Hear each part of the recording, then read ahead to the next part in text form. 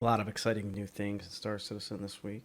So I'm going to start with the surprise ship sale for the Xenothreat Incursion coming up. The gear up for the Xenothreat Incursion includes a few different ships. Let's talk about them. Do note that these have 6 months insurance, and then there's packages below, including the dang War Bond, that only have 12 months insurance. So bear with me on that. So you have the Arrow, the Gladius, the Gladiator, the Saber, the Super Hornet, the Hurricane, the Warden, the Sentinel, the Bomber of the Retaliator series, and the Vanguard Harbinger, along with the Eclipse. Now, out of these ships, CIG likes kind of burying the headline. I think it's one way to not scare off people that want to purchase smaller ships. The Arrow is a solid ship. So is the Gladius. In fact, the Gladius is well polished, whereas the Arrow is a bit better overall in firepower capabilities for its power weight and things like that. The Gladiator is in need of work. I did an entire video. I'll include it in the card at the end, but I did a whole video on what the community would like to see out of the Gladiator. And to be honest, it still needs a lot of work. It really is begging for a golden pass. However, it is pretty sizable. I mean, size 5 torps are nothing to sneeze at. It has a whole rack of them in the ship. There is another ship, though, that I'd recommend if you're interested in those mid-sized torps. The gunner seat in the Gladiator is not too bad, but there's another ship I would recommend for a Dove 2-seater weapon systems. The Saber is a ship that's just coming out of Golden Pass, so this may be something that is buffed in the future. Remember, that is a semi-stealth superiority fighter. So we'll kind of see where that shakes out. In the Golden Pass video from last week, they covered, oh yeah, we did this. We made it less obvious at distance, and we made the HUD not as terrible, and we changed the design of the MFDs and things like that, and made the cockpit work a lot better, a lot like the Gladius. However, what they didn't cover is the weapon systems, the shield holes, things like that desperately need work. Yes, I agree with multiple of you who have given me feedback on that comment I made that there is a different team, but it is something that desperately needs work. That is what needed work. I was not asking for MFD changes on the Saber. I was asking for shield hole fixes. I was asking for weapon fixes. So anybody with a Saber can agree with me on this, that it is something that needs work. The Super Hornet is an old standby. This is a ship that gets better or worse with each patch, but it's always a solid contender. And what I really like about the Super Hornet, it's not the Super Hornet itself, strangely. By the way, it's a great two-seater. Like if you're flying by yourself and occasionally have a second person, that's a great ship to have because everything can be basically set up by the pilot and then can be tasked to the co-pilot if they want to be the gunner, fly around with you once in a blue moon type of situation. So if you have a spouse or if you have a kid, you can run them with that and have a whole family situation going on and not have to break the bank. So that's not a bad ship to upgrade to, and that's kind of what I'm going to get at with this entire setup. And then the Hurricane, which is a dedicated two-seater. The Hurricane right now is ridiculously overpowered because the weapon systems on it, they are rather small, but right now they can break almost any ship in the game in seconds, especially if you take advantage of shield holes. This is an amazing ship if you're always going to be guaranteed you have that co-pilot. So keep that in mind. The Vanguard Warden is a good ship. I think it's a little overpriced for what it is, but it's a good ship. It's a good all-arounder, long-distance fighter with redundancies, with serious armor once that comes into the game. And it has an interior, which the Vanguard series all have. I'm not going to keep mentioning that, but it is worth mentioning that two beds and full amenities for a pilot and a co-pilot when you have one is pretty good. Same deal with the Vanguard Sentinel, the E-War variant. I really am a huge fan of the color scheme and the design of the Sentinel. It looks beautiful on the inside. Hope it comes into its own once E-War gets more fleshed out. And then the three standouts of the series that are hidden, of the sale that are hidden away on the corner here. The Retaliator Bomber is going to become much more valuable with modules coming into the game for the Retaliator. So we saw in the Retaliator Golden Pass preview last week that they are rolling out the cargo drop ship there, the cargo, the drop ship modules, the transporting of people modules, crew quarters. I forget what they're officially called, but there's a few different modules to choose from. They're all going to be available for the bomber and the Retaliator base. I do wish the Retaliator base was part of this sale, like as a war bond kind of cheaper sale, but it's not what the Retaliator bomber is. Remember, the Retaliator bomber is literally the same ship as the Retaliator base. It's just that it comes with the 2 modules for the Retaliator bomber built in already. So it already has the bomb load of the 6 size 9 torpedoes built in. More on that in a moment. The Vanguard Harbinger has the size 5 torps built in, and it also has a very, very nice mass. I think I don't know its official name, but it's called the mass driver to me. Because you have as your secondary fire on your pilot seat, aside from your torps, when you're in gun mode, it has this very hard-hitting, nice gun on the front that needs to be reloaded once you fly back to get your torps. So this has a really interesting kind of symbiotic weapon system.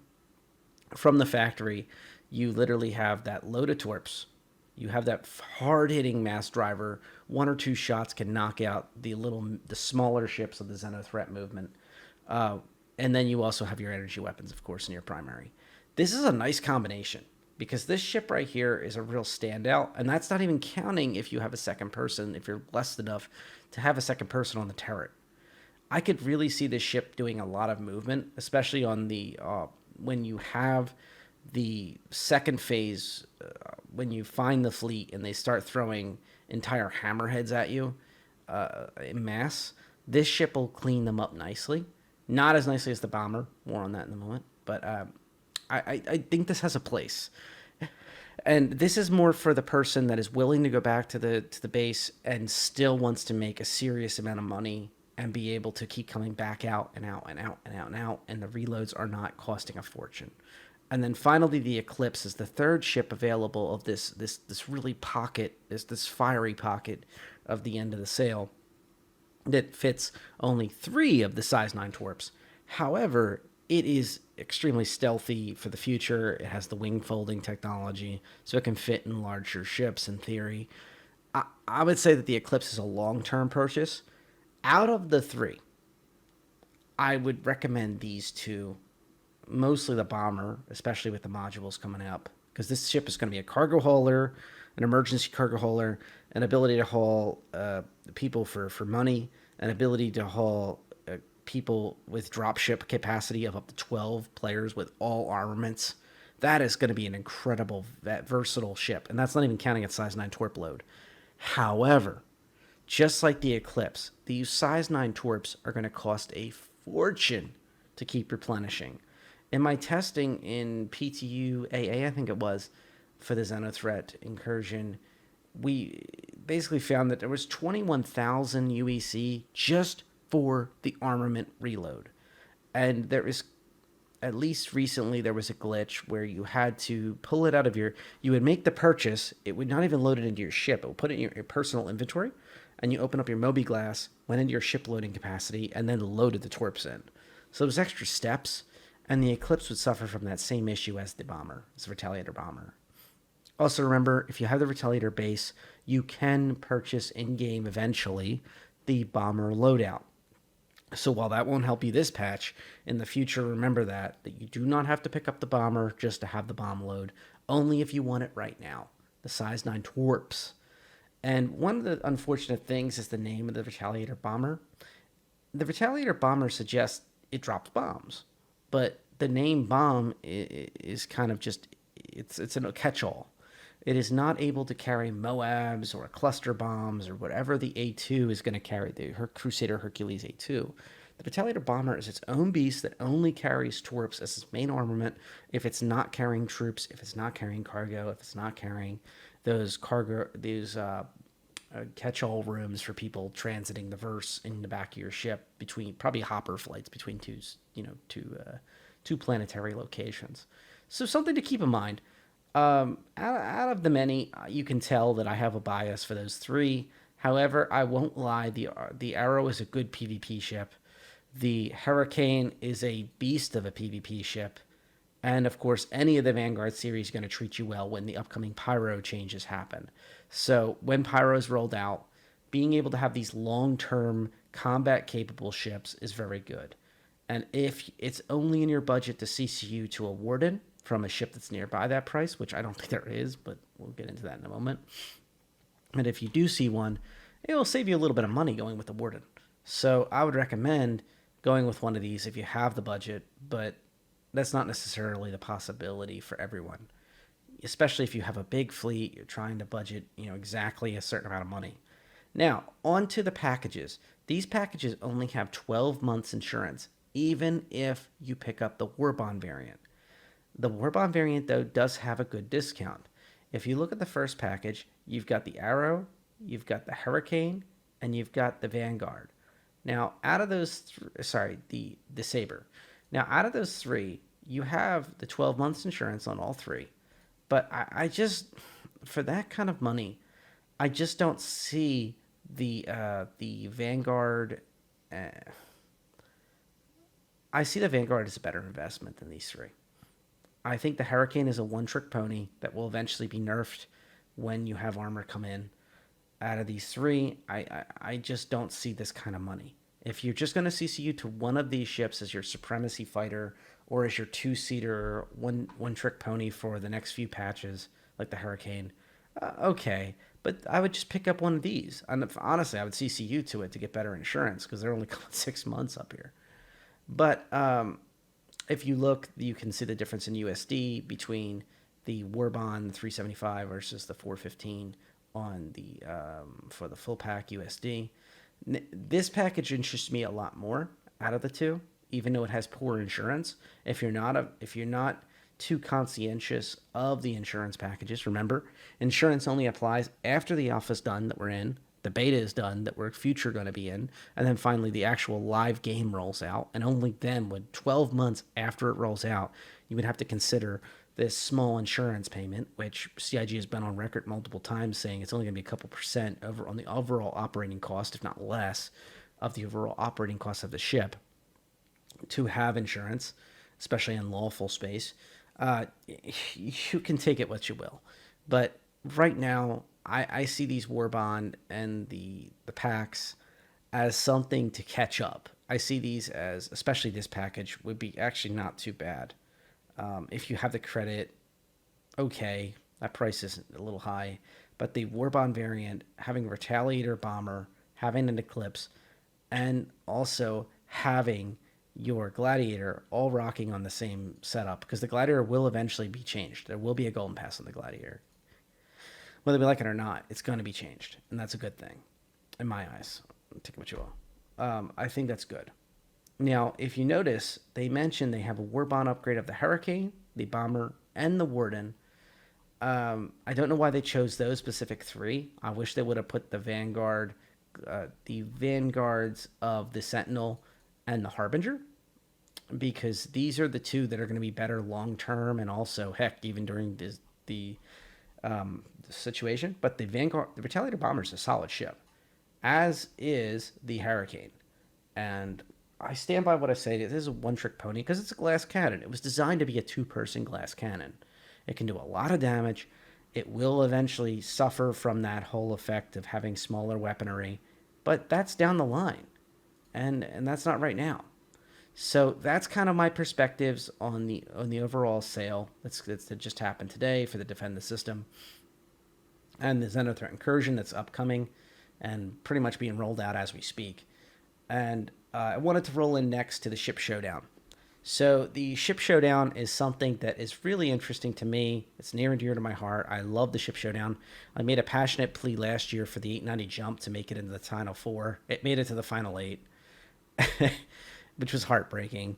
And I stand by what I said before, and I'll say it again. Please vote for the underdogs. When it comes to the Ship Showdown, there is two phases that matter the most to me, and then there's a third phase. The first phase is the social media phase, where you can post on Spectrum or you can post on Twitter. Now, I'm going to show you the page. Hopefully it loads. And you can see that up until September 6th, you can post on Spectrum, which is 11 days from now, if you hit Get in the Fight. or you can tweet for the cause using hashtag Star Citizen and hashtag with a space. So you put a space and then hashtag SC Ship Showdown, all one word, without the dot at the end. And you can basically put up something that's good content for your ship, whatever ship you prefer. Remember, it has to be flyable. It can also be vehicles. So ground drivable vehicles are plausible to use. So the Nova tank that just came out this year, the Ballista, you could potentially push for those. The Cyclone MT even. I wouldn't recommend them, but you could. Now, one other interesting thing is during this phase, you can pop up other people's things that are already up. Now, this, when it first came up, was populated by stuff from last year, I think, to get people's innovation moving and interest moving. But now it's got stuff from days ago. You can use Legos, you can use 3D printing, you can use screenshots, you can use anything you wish, fan art wise. Anything you make, you can post up. You can also upvote content that you feel is really good. So you can go to top, or I like going to fresh. Once again, I like voting for the underdogs. I like seeing people's new creativity. One of the things I'd like to see is the 600i go up. I think that's pretty cool. Oh my God, the Javelin. There's one problem with this. Once again, it has to be flyable. It's a shame, but I can't vote for the Javelin. On behalf of Ash, I'll vote for the MSR. But you can see, let's go to top so you can actually see some serious stuff. So these are things that'll actually go. You have the Advocacy MSR skin. You have the Argo MPubs, which are tragic to me because I love the Argo. I love the MPubs. I hate the fact they don't have a quantum drive. If this had a tiny little quantum drive you could add on even with a tiny fuel tank, that would be great. But it's not. It's just that simple. It doesn't. So you can choose your categories. You can do other things. What you can really do as well is, this is the submit tool. If you see the drop-down menu here, you can see all the ships that are actually usable. I would not recommend actually picking the Best in Show edition. I would pick the ship itself that you're going to pick. By the way, ships that already have a Best in Show, I feel obligated to say this, really don't need this.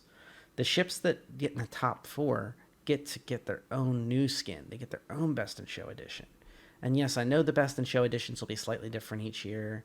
The Reclaimer is one of my favorites, by the way, of the Best in Shows that are already done. Even though it's like light pink and off-white, the Reclaimer, having that Best in Show skin completely changes the look of it in almost every part of the ship that you use constantly. It changes it from a movie theater set to a show set. Is the best example I can think of is like Star Trek Next Generation compared to the movies. When you think of Star Trek The Next Generation show set, it's bright, it's cheerful, it feels like a place you would actually want to work in, maybe, especially the bridge or 10 forward. And then when you go into the movies, they're this moody nightmare of a location that feels like something's going to jump out at you at any moment, and everybody's out to betray each other, and it's like, are you afraid of the dark style with the light from below their faces? It's just how it is. A movie set has to feel edgy and theatrical and very disorienting, and changes the whole look of the ship. The Reclaimer regular is like a movie set from the movie Aliens, and the Reclaimer Best in Show feels like the studio tour of that location where they didn't want to get a lawsuit, so they lit it properly so you can walk through it safely. Like, that's how it feels to me. So yeah, okay, it's got a weird color, but I really am a huge fan of the Best in Show variant of the Reclaimer. That's an example of, out of necessity, having a change. So if you like the traditional Reclaimer and you love Aliens, great. If you're not a fan of that and you just want to work in there, well, you're going to need the Best in Show variant if you really want to be happy. So I would love to see that for different ships.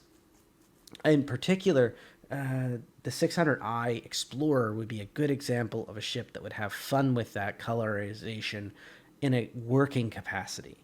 The 890 Jump is one I actually advocated for myself, more for fun. And that's the other flip side of this. You can have just fun. I know this sounds crazy, but these are ships that would, just for fun, it would be really interesting. The Prospector is another example of a ship that would have fun with the Best in Show. It's a ship people spend a lot of time in, even though it has a tiny little space. It would be great to see. And once again, on behalf of underdogs and on behalf of ships, I would think it would be just beautiful to have it in. I would love to have the Connie Phoenix have a best in show slot. It would be really nice. I mean, at the end of the day, that's something that I would love to see. Um,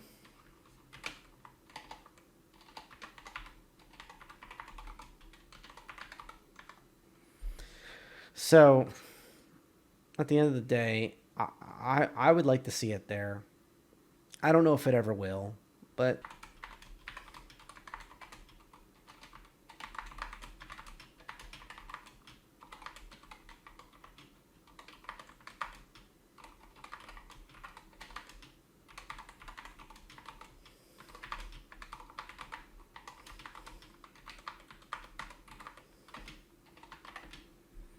and I would also say for working ships, the Taurus would be another example of a flyable ship that would really enjoy having um, this capacity.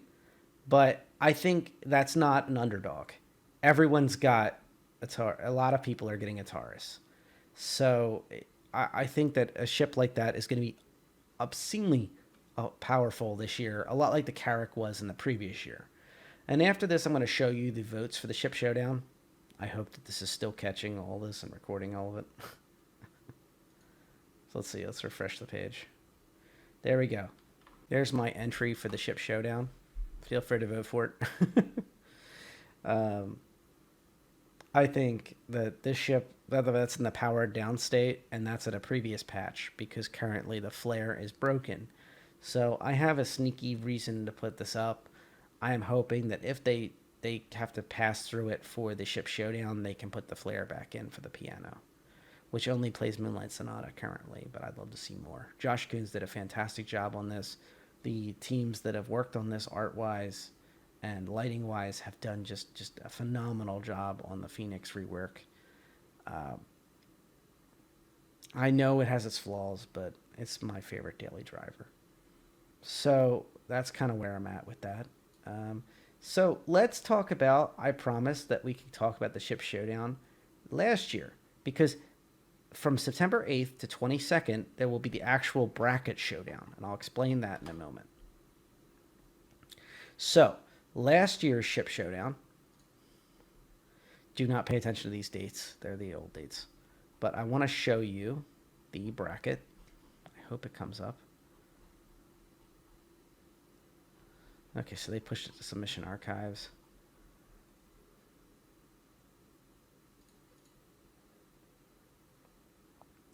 So last year's Ship Showdown had this bracket.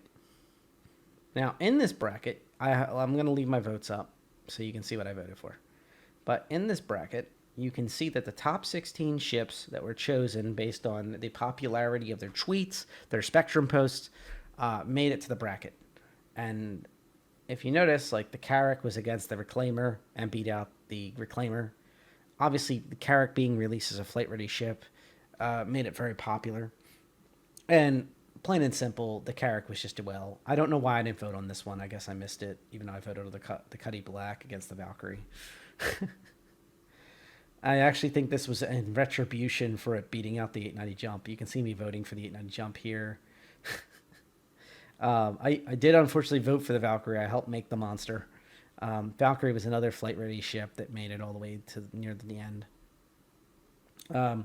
So you can see here that the Carrack beat out the Reclaimer. The Caterpillar beat out the Prospector, unfortunately. The Gladius beat out the Banu Defender.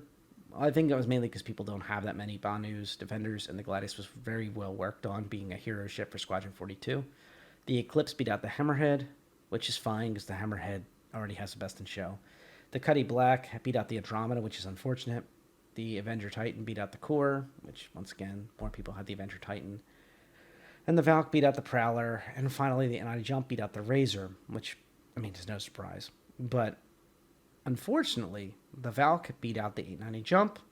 The Cuddy Black beat out the Titan, which is fine. The Eclipse beat out the Gladius, and the Carrack beat out the Caterpillar, which means these four, and the Caterpillar already has a best in show. These four got the skin.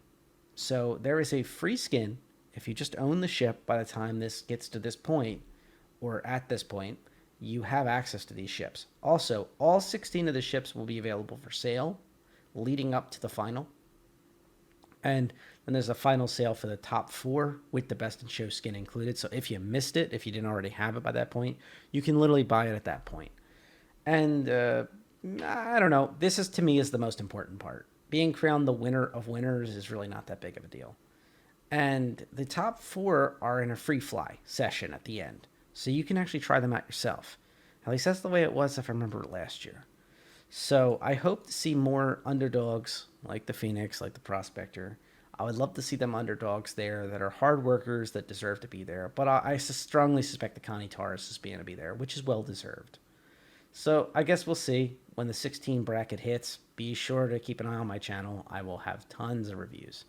Now, there was a Galactapedia entry update yesterday.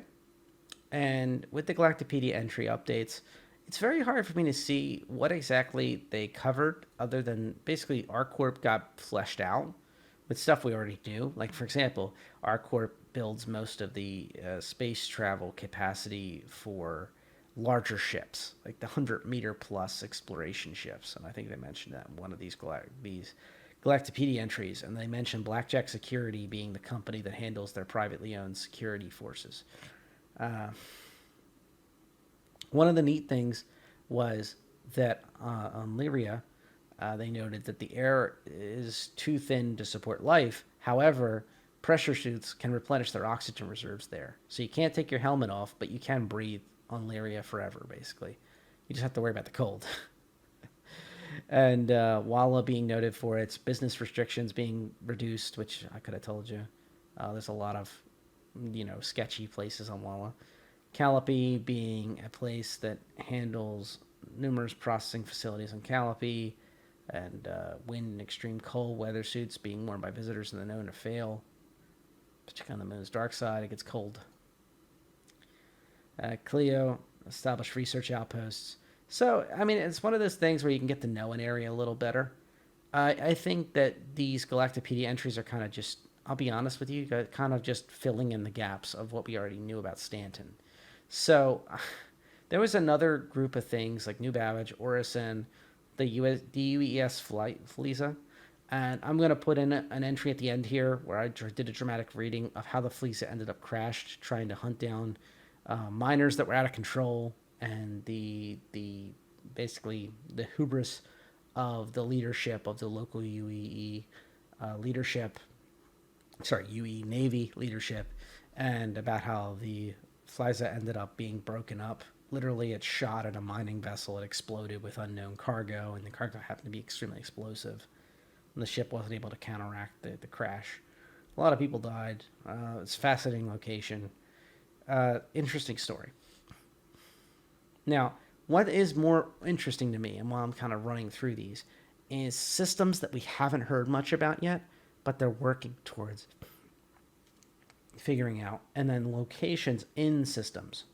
So in Croshaw, for example, the Croshaw system is connected to Sol. It's connected to these other 3 systems.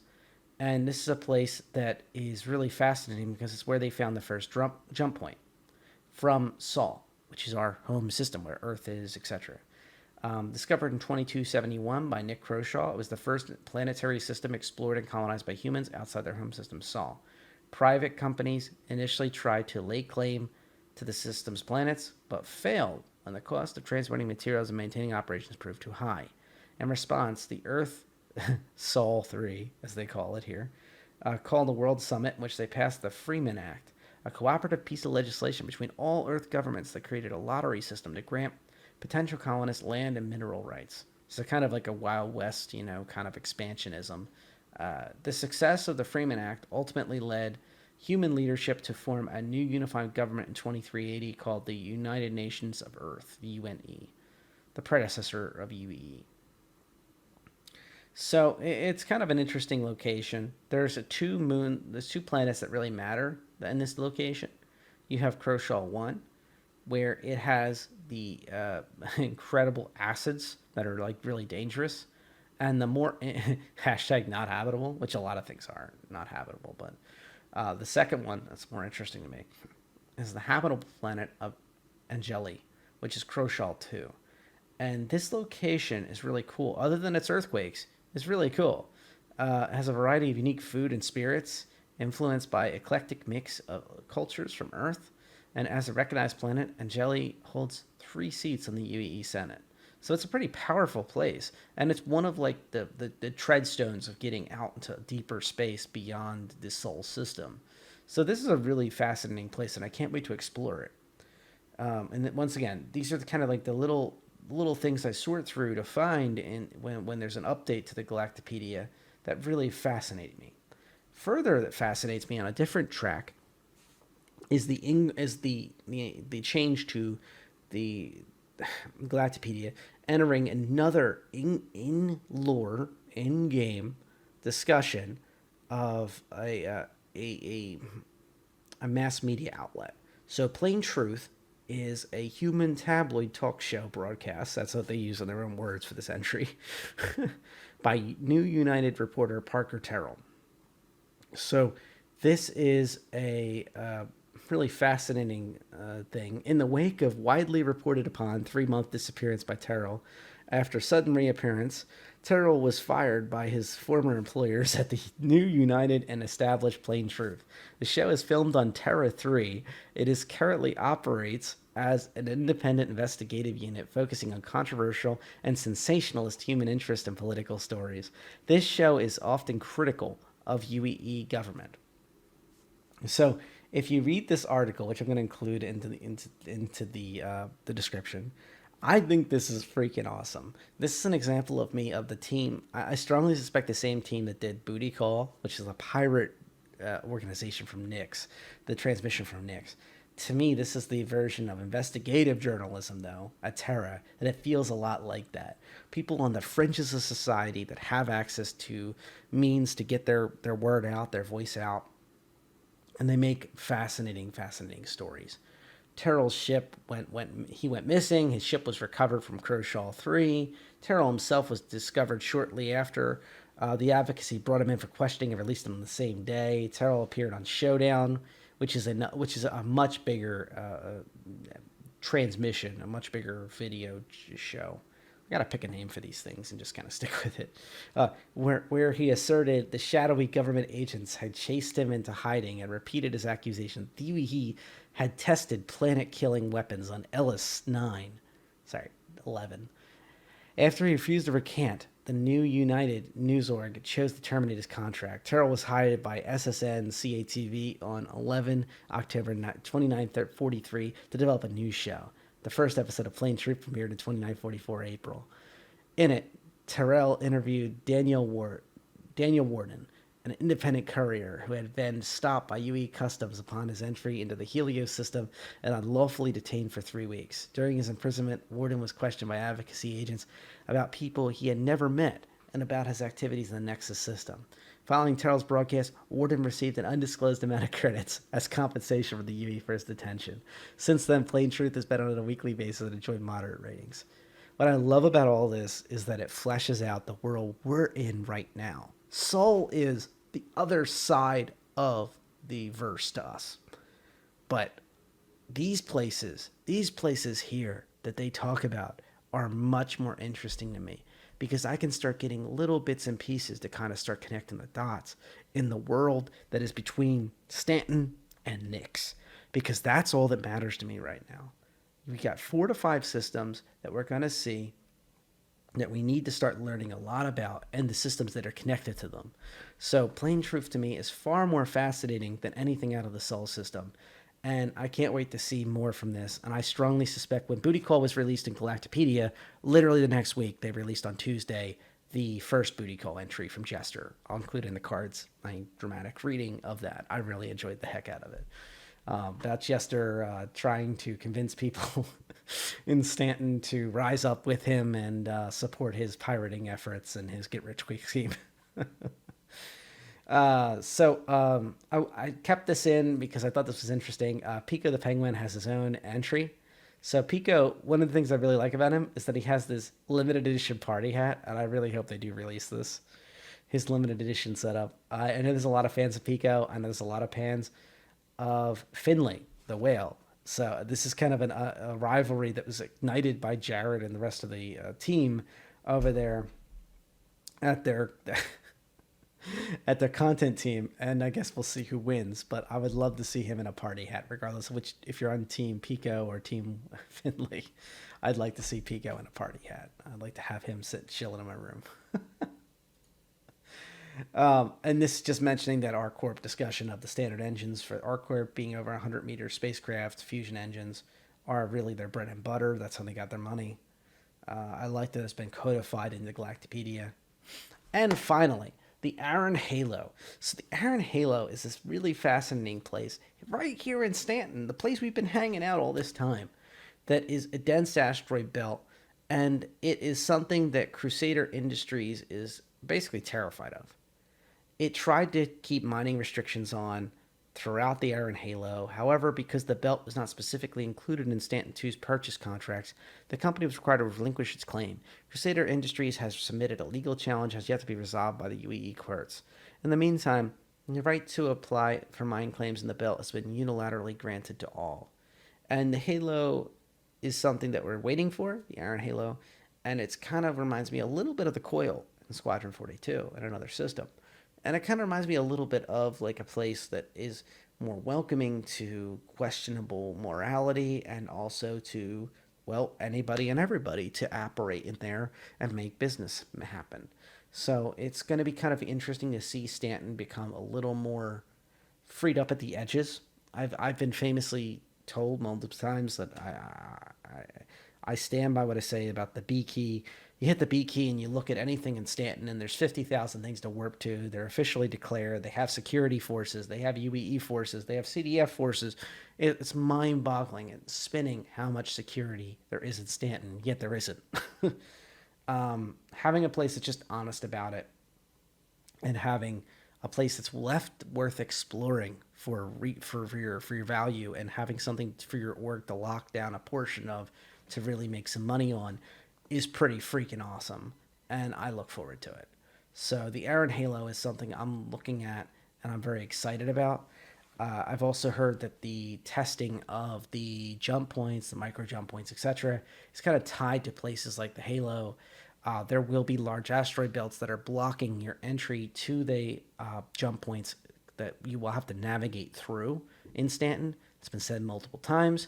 So having these belts that are more fleshed out, both for mining operations, for transiting operations, for logistics, it's going to become a little more interesting and fun. God forbid, it's actually fun, right? So I would like to see where this goes. That's kind of all I've got for you at this moment. I'm going to try to wrap this up with the comm link from this week. Your roadmap roundup for this week. I'm kind of catching up, but I would say that there wasn't that much to do this week. That wasn't that was like very really exciting to me. You have notable changes in the roadmap roundup that are probably the biggest final thing for me to really cover. That's exciting to me. You have player reflection. This feature assures the player will see a believable representation of their character when looking into a mirror of reflective surfaces, which is great. You have lean over cover, implementing the tech and animation needed to allow characters and NPCs to push into cover objects as well as look, lean, and shoot over them, which is good for the AI and for fleshing out the world. You have System Broadcaster that has the system of scheduling various types of system-wide communications to players, which I believe is tied to the Xenothreat Incursion on the Nine Tails lockdown, and also other things, like many other server system-wide informational messages. You have destructible environments that allow different things to be destroyed on the ground, on the planetary side of things. And one thing that I'm really looking forward to is, but they had to move a little bit, roads, rivers, and basins. So the deliverable has been renamed to rivers, basins, and roads, along with having their schedules adjusted accordingly. It's tied to being worked on rivers, so they need to get the rivers done in order to get roads done. I've been saying for ages that Loreville needs to have like relics of the past before LORville was completed. so Lorville is like a company town that was like a model city. I would love to see the relics of the before it became perfect. Maybe mining zones that have old buildings dead falling apart inside of them, at least old roads. Some of the history of Lorville to explore when you leave those gates and you hop in your vehicle and you go mining out in the wilderness. Maybe having 2 or 3 ROCs being ROCDSs or ROCs following behind a defensive Ursa rover, designed to protect them would be really, really fun. I know it's not the most expensive or most lucrative things, but once in a while it works just like being able to have fun. I've been on many events now. Jumping in and just having a good time is a big part of it. And having to make some money on the right is just a nice bonus. Changing the laser trip mines again to tier 0. I'm fine with this. I really could care less when this comes in, to be honest. It's nice to have an extra thing. And finally, you have the committed nature for 3.15. So you have bombs being committed to, which means the A2 has a bright future in 3.15.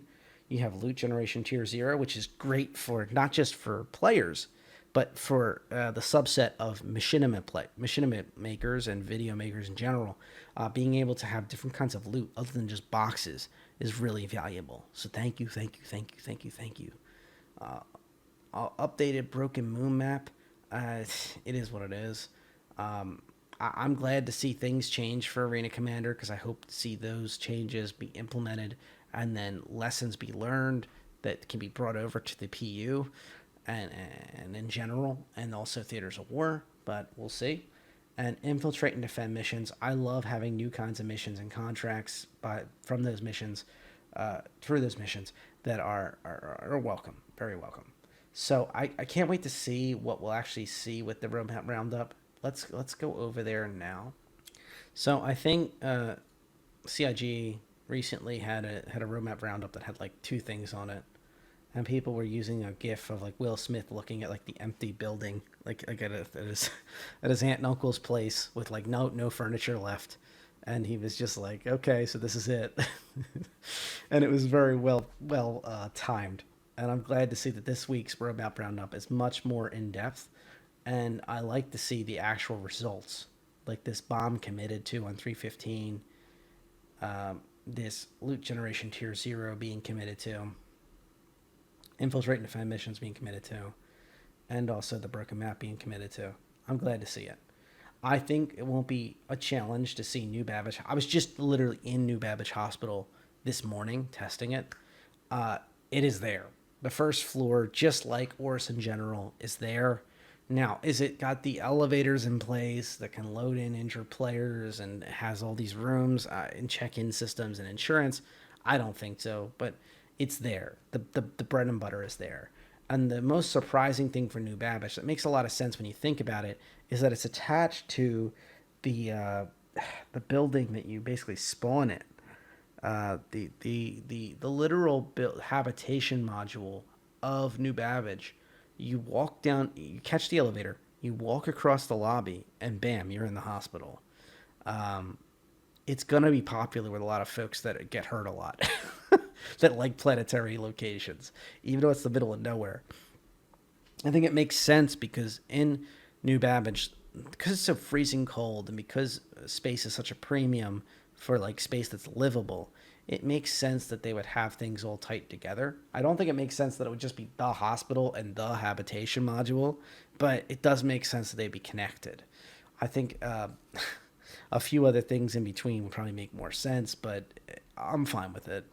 Honestly, I think it's called the Lofts or something at New Babbage, and it flows fine. If you have somebody who passes and you end up back at the Habs and they end up dead, respawning there, you could actually get together pretty quick there, and you could go catch the train back to your ships. It's an interesting location to say the least. If you're logging in and somebody else just died and then they're logging in, it's an interesting location to say the least. I like that there's new and different ideas. I like that they took a risk on it. It's really cool. So I just wanted to mention that. So inside here, you can see those changes. And when I go to Progress Tracker, I like to click Deliverables and take a look. Uh, you have a lot of things that I'm really looking forward to and things that I'm not. Like, for example, like things like this are a tease to me. Like, see how it only has Squadron 42 listed for working on the Idris again, wrapping up at the end of October. But it's just the Idris. That's the Squadron 42 art team. So I don't know what to deal with that. I don't know what the deal with that is. I can't really do much with that. And you have things on here like the Jav, and I think the Jav is wrapped up or something because it's not even on the list yet. Okay, they've wrapped up a year ago about this, half a year ago. Redeemer's coming up. Goes without saying, it's in 315. Taliator Gold Pass is done. Supposedly Gold Standard is done. We saw the preview of that last week. It seems like it's very close to being done. It's past time, but as was mentioned by the Turbulent crew, you might have to add 2 weeks of padding in order to get something to make sure it's absolutely gonna be good to go. And I don't blame them. This is that kind of game where it has to be polished, it has to be perfect, and it has to have really the artistic vision done all the way. And if you have procedural elements, that's great, but they have to be checked and run through and added in the right ways. It's not like a computer can make this game. The tools that you always hear about, there's something that will add to the game, but they are not going to be something that can change the need to have artists and developers and folks that truly make the game what it is today there and present and make you really feel like it was made the correct way. I'll use an example of the R&R stations being somewhere where I don't feel that at home in a lot of them. A lot of them just by sheer bad luck because the modular kits, the way they're rolled out, they have nothing in some places or one store on an entire floor of the building, and that's unfortunate. But I see the future, and I'm very optimistic, and I'm very, I remain optimistic about things. And I would say that I'm going to include a link directly to the progress tracker roadmap. And if you want to take a look, you can. You can see this by the teams. You can see this by deliverables. You can get a release view. Keep in mind that the internal browser this still does not function well with the roadmap. So you're going to need to use Brave or Chrome or Internet Explorer, whatever you use.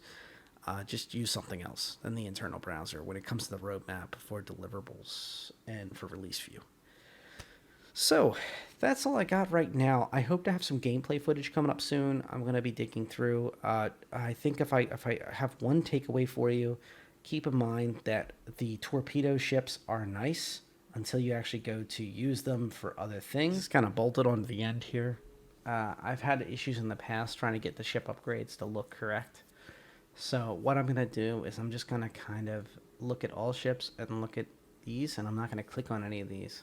Just understand that they're 12 months at best, 6 months insurance on these, unless you upgrade. And remember, whatever you have the ship previous. So let's say if you have a Dragonfly with LTI, like we talked about before, the Dragonfly Black would be what you'd use if you had the LTI plan.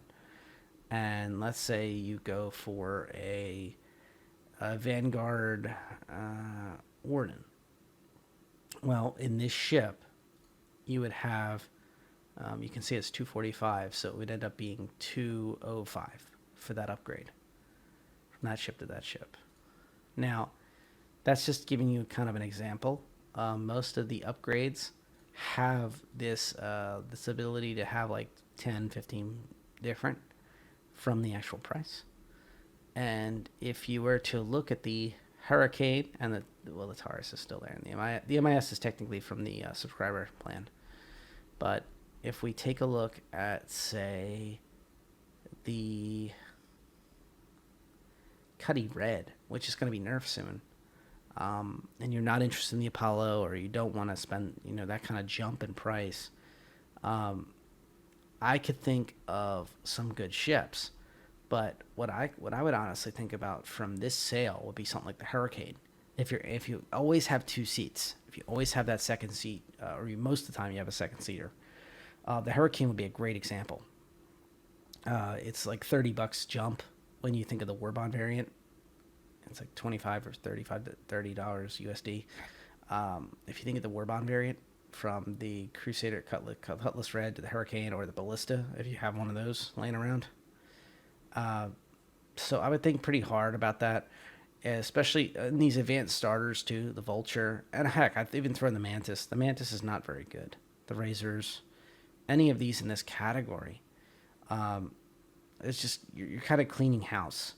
The only one I would not really consider even is the Retaliator base. Right now, this is going to be a huge buff this thing's going to get.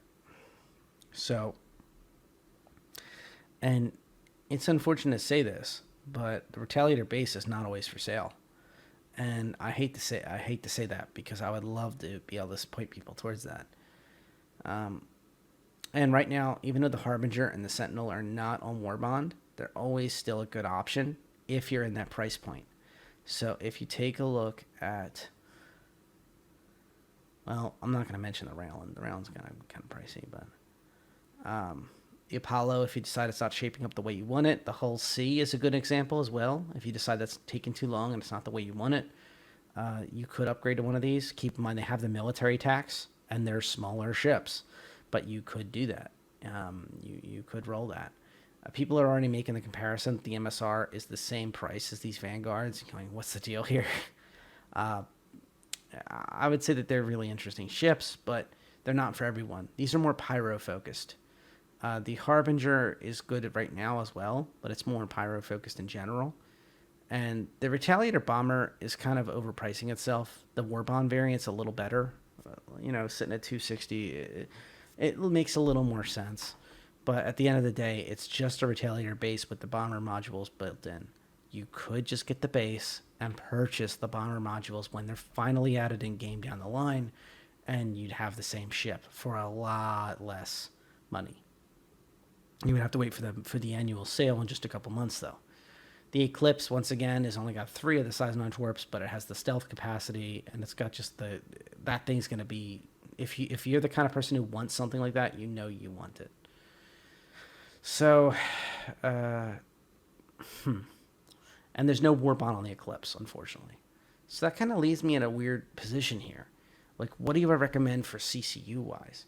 I stand by what I said about the Bomber. The Retaliator Bomber, if you don't already have one, is really good. The Vanguards are always good, but the Warbond variant, the Warden, is decent. Now, there will be what they call Battlefield Upgrade Kits, bucks, for the Vanguards, where you can switch between the module in the middle. So you can switch a Warden to effectively a Sentinel to effectively a Harbinger. But they have been crystal clear about if they're going to be sold in game or not, and how often they're going to be sold, how much money they're going to cost. So that's something to really think about. You pretty much want to pick the Vanguard you want, and do not get the Hoplite, which is not for sale right now. But the Vanguard Hoplite cannot be switched between the modules. But if I was to choose in a perfect world, and money or in-game money was not an object, the Harbinger is a really nice ship for right now and for the future. The twerps never go out of style, and having that versatility of long range with beds, with the ability to drop twerps, with the ability to have a turret, and also have all those weapons that are mixed-use weapons, that's something special. And the same deal with the Sentinel, just to a slightly lesser extent. I have a soft spot for the Sentinel because of its paint job and also for the E-War capacity, but I strongly suspect we'll have more E-War ships very, very soon. In the coming year, I think we'll see more E-War be fleshed out, and I strongly suspect this E-War capacity will be lessened because it's one of the only ships right now that talks E-War properly, other than tiny little EMPs or something like that on the ship, or the chaff and the flares like everyone has. The Sentinel has that ability to fire missiles that pretend to be other ships until you visually identify them as a missile, and or they burn out. And plain and simple, that's a huge benefit for friendlies. It also has the other E-War capacities, but I think that this type of ship is going to be very valuable to buy time for a flight of say 2 Starfarers. This thing could escort them across Pyro, and if something interdicts them, try to buy them time to get away. Confuse the situation, make them more challenging, especially if he gets on scene first. Makes the long-range view of the pirate fleet think there's 6 or 7 Vanguards. Makes them panic a little bit or get confused a little bit or chase after, chase for ghosts, so to speak. maybe make some attractive missile that looks like a hull D or something like that on their radar signature, so they don't go after your petty little starfarers in their eyes, when really that's the real loot. That's the real benefit. So I could see a Sentinel kind of not punching above its weight, but ghosting above its weight, pretending to be something way bigger than it is. Almost like a pufferfish effect or something like that. So I think situationally the Sentinel's good. I think the Harbinger, on the other hand, actually can back up its words with weight. It's got more armor in its cockpit. It's got armor and where it counts. It's got the torps to throw at things that are bigger than it to really make them think twice. Like, look, you can try and take me down and try to take the loot I'm protecting, try to take the friendlies I'm escorting, but I'm going to sucker punch you in the process, and you may not be feeling too hot afterwards. So I think it's honestly an interesting combination. And then you have the Purist gunboat that's cheaper than both of them. That's the Vanguard Warden. That's on Warbond currently, and that's nothing to sneeze at. 245 USD. I mean, it's a significant drop. So let me know in the comments or in Discord if you want to talk that way privately. If you're interested in any of these, I think this sale's kind of a catch-up sale for a lot of folks that just need to get in the game. It's what we needed right now, but I do wish the insurance was a little longer for people that are serious, although I do appreciate that the CCUs, including Warbond CCUs, are offered for folks that want to kind of think long-term and keep their fleet with good insurance. If that's a priority for you, that's the way to go. I would recommend trying to get at least 10-year insurance, LTI, etc., on your insurance if you can, but yeah, that's kind of my perspective. Even though it's only a small cost, it's still something that's nice, especially when you're talking out of game purchases instead of in game. So that's where I'm at. All right, that's all I got for you tonight, and fly safe.